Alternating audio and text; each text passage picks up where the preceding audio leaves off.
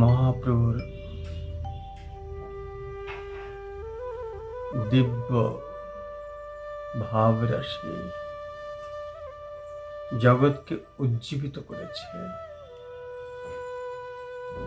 আর আমাদের সব কিছুর মধ্যে অভাব অভাব অভাব, ওয়ান্ট ওয়ান্ট ওয়ান্ট, চাই চাই চাই।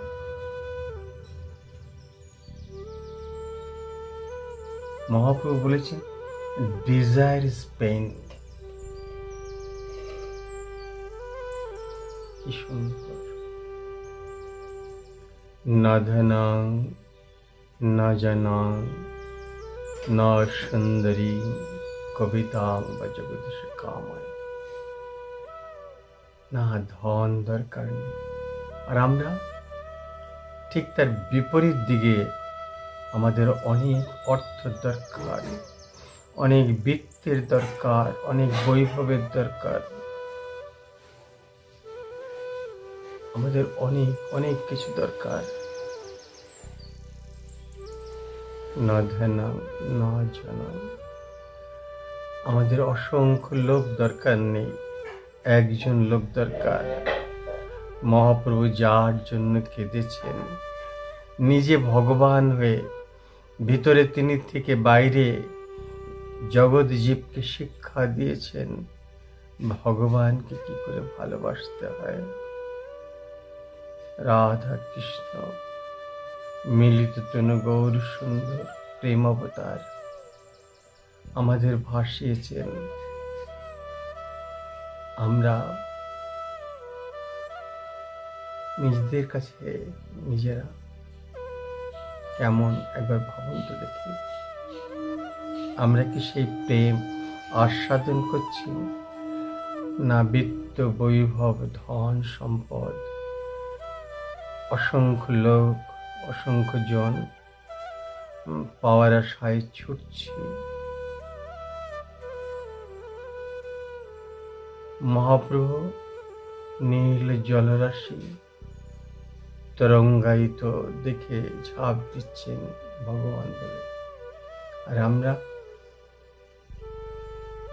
জাগতিক সুখের জন্য জাগতিক বিষয়ে জড়িয়ে পড়ছি ক্রমশ। ভগবান থেকে ঈশ্বরের সমীপবর্তী বা নিকটবর্তী হওয়ার থেকে আরো দূরে সরে যাচ্ছে, কারণ জাগতিক বিষয় আমাদের প্রয়োজন। জাগতিক লোক আমাদের প্রয়োজন, ধন প্রয়োজন, বিত্ত প্রয়োজন, বৈভব প্রয়োজন, ভগবানকে প্রয়োজন নেই। সেই প্রেমামৃত আস্বাদনের ইচ্ছাও নেই। এ কেমন জীবন? আসুন আমরা ফিরে যাই মহাপ্রভুর কাছে। আমরা বলি, না ধনং না জনং না সুন্দরী কবিতাং বা জগদীশ কামায়। দেখবেন আপনার হৃদয় না পরিপূর্ণ হয়ে থাকবে আনন্দ। মহাপ্রভু যেটা বলেছেন, আনন্দামৃতবর্ধনম প্রতিপদং পূর্ণামৃত আস্বাদনম। হরে কৃষ্ণ।